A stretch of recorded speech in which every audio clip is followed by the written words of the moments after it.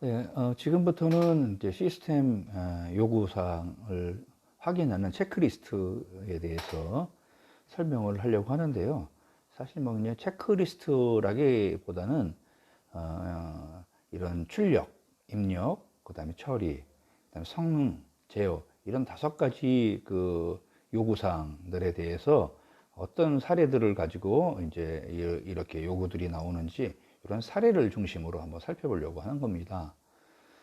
그러니까 여러분들 같이 잘 집중해서 학습을 해주세요.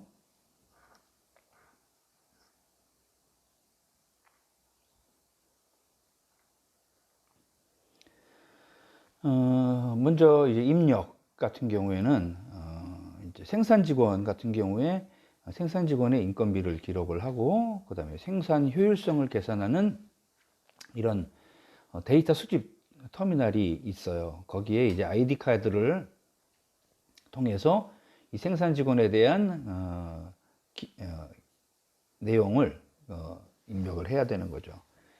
그럼 이제 부서장 같은 경우에 뭐 과장이나 아니면 이제 부장이 되겠는데 이런 사람들은 별도 화면에 이 직원이 정해진 근무 시간을 지켰는지 아니면 초과 근무를 했는지 이런 사항들을 또 입력을 합니다.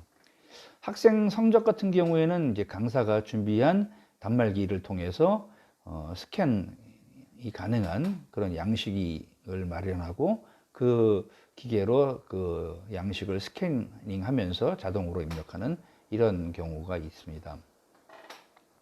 또 각각의 입력 양식에는 이제 날짜나 시간, 제품 코드, 고객 번호, 또 수량 이런 내용들이 반드시 포함이 되어야 하겠고요. 데이터를 입력하는 입력 화면을 설계할 때는 사용자가 변경할 수 있는 그런 일부 내용을 제외하고는 균일하고 수정이 불가능하도록 이렇게 고정을 시켜야 하고요. 그다음에 이제 어떤 의료 그룹에 대한 데이터를 입력을 하는 경우 이런 데이터 입력을 담당하는 담당자는 환자 서비스를 위해서 이제 청구 시스템에 같이 자료가 넘겨질 수 있도록 그렇게 입력을 해야 되겠죠. 자, 그 다음에 이제 프로세스에 관련된 사례예요. 예를 들면 학생에 대한 어떤 뭐 상담 기록 카드나 아니면 신상 기록 카드 같은 것을 기록하는 시스템이 있다. 또 이제 종합 정보 시스템 같은 게 있다. 이렇게 했을 경우에 매 학기 말에 평점 계산을 해야 되겠죠. 또 연말 처리 급여 시스템 같은 경우에 마지막 1년의 마지막에 이 직원에 대한 특별 수당이나 급여, 그다음에 이 후생복리와 관련된 그런 기록 지원했던 내용이라든지 이런 내용들을 업데이트하고요. 또 이제 세무서에서 요구하는 세금 데이터까지도 생성을 해야 되겠죠. 참고 물류 시스템 같은 경우에서는 매일매일 들어온 주문을 분석을 하고 그다음에 만족도를 극대화할 수 있는 그런 방법을 생성을 해야 되겠죠. 그래서 이때는 또 불필요한 마일리지 같은 것이 생기지 않도록 배달 트럭이 이제 경로를 예를 들면 최적의 경로 그리고 가장 최단 경로를 이렇게 생성해서 글로 갈 수 있도록 하는 경로 패턴도 이 창고 물류 시스템은 생성을 해야 합니다. 인적 자원 시스템 같은 경우에는 이제 기존 급여 시스템과 서로 연동시켜서 작동을 시켜야 하겠고요. 또 장비 렌탈 시스템 같은 경우에는 이제 연체된 고객에 대한 정보를 이제 이 계정, 사용자 계정에 기록을 해놨다가 새로운 렌탈 서비스를 하지 않도록 하는 그런 어떤 제어 요소를 둬야 되겠죠. 제한 요소를.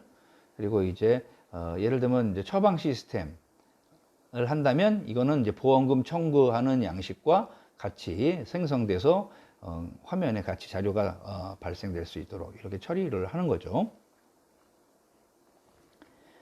그 다음에 이제 출력 사례를 보면요.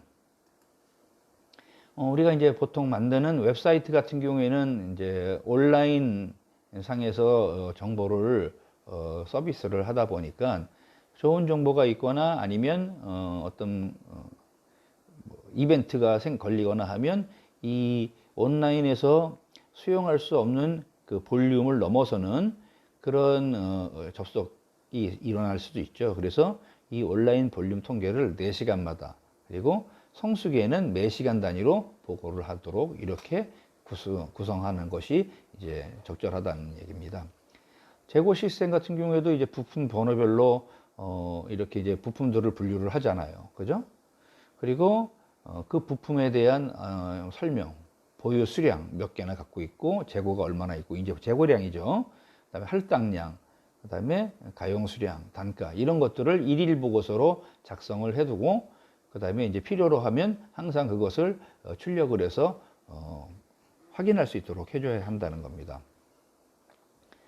그래서 이렇게 입력 폼, 출력 폼, 처리 폼 이런 모든 그 단계별로 양식이 정해져 있겠죠. 그래서 이제 그 양식에는 또 눈에 띄도록 컬러를 두고요. 그래서 내가 어떤 부분만 관심이 있다면 그 색상표만 보면 쫙 실수하지 않고 확인할 수 있도록 이렇게 되는 거죠. 연락처를 관리하는 시스템 같은 경우에 모든 영업 담당자에 대한 그날의 알림 목록도 생성해서 제공해야 돼요. 그러면 영업 담당자는 이 내용을 보고 고객 관리를 할 수 있게 되겠죠.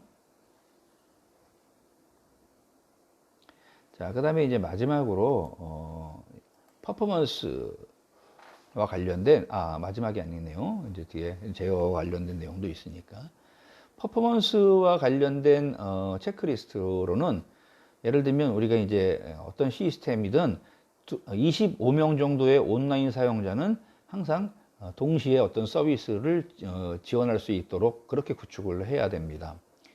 그리고 고객이 요청하는 자료에 대한 응답 시간은 서비스에 대한 응답 시간은 4초를 초과하지 않도록 이렇게 설계를 하고 있고요. 또 연중 무휴로 쉬지 않고 운영되어야 되겠죠. 그 다음에 이제 학생 기록 시스템 같은 경우에는 등록을 종료하고 5시간 안에 예를 들면 이 사람이 강의 수강 신청한 강의 목록을 이렇게 생성을 해야 되겠죠.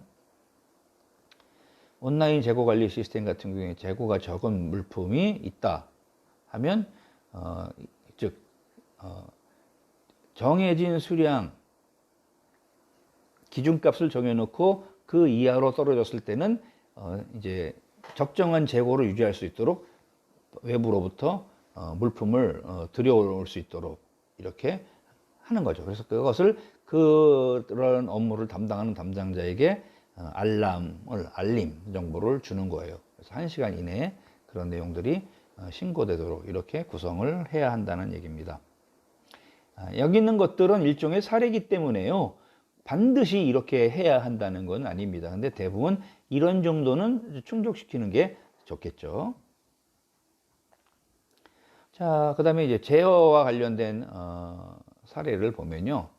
우리가 어떤 시스템을 개발하면 이제 운영체제 수준과 또 즉 하드웨어 수준과 그다음에 응용 프로그램 수준에서 즉 사용자 수준에서 일단 보안을 제공을 해야 되겠죠. 그리고 직원과 관련된 기록은 인사부서의 구성원에만 추가 변경 삭제할 수 있도록 즉 인사 담당자만이 이것을 취급할 수 있도록 인가를 해줘야 하고요. 또 시스템은 사용자와 시스템 관리자를 위한 별도의 보안 수준을 유지를 해야 되겠죠. 일반적으로 사용자에 대한 보안 수준은 접근 권한은 낮고 이제 시스템 관리자는 이 접근 권한을 높게 유지를 해주는 거죠. 모든 정보 거래에는 감사 내역이 있어야 돼요. 나중에 혹시 해킹하거나 아니면 불법적으로 정보가 유출되거나 했을 때 추적할 수 있도록 이렇게 내역을 기록을 합니다. 누가 언제 접근했고 얼마나 머물렀고 어떤 경로로 들어왔고 이런 것들이 기록된다는 얘기입니다. 영업부서의 관리자는 이제 고객의 신용 한도를 초과하는 주문이 오면 예를 들면 현재 이 고객의 신용 한도를 확인을 할 수 있는 자료가 생성이 되어야 하겠고 그 다음에 이 사람의 신용에 대한 평가 자료도 같이 올라와야 되겠고 그래서 이 신용평가가 우수하다고 하면 그 신용 한도를 초과하는 주문도 이 영업부서의 관리자의 승인하에 주문이 이루어지도록 이렇게 할 수 있다는 얘기입니다. 자, 시스템은 이제 오류 유형, 설명, 시간 이런 오류 로그 파일을 작성할 수 있어야 되겠죠. 이렇게 간단한 우리가 이제 어떤 시스템을 개발할 때 5가지 주요한 요소들을 중심으로 요구사항들이 발생을 해요. 그래서 그런 현업 담당자들의 그 요구사항 같은 것을 충족시키기 위해서 이런 사례를 여러분들이 한번 살펴보도록 이렇게 마련을 했습니다.